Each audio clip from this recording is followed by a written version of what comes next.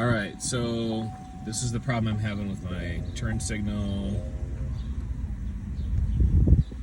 Alright, let's see. So I turn on the blinker,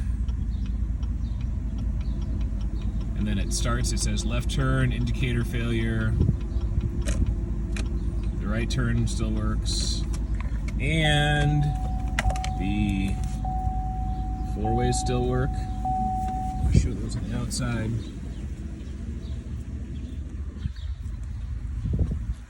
They work. Dave, we want to turn the four-ways off.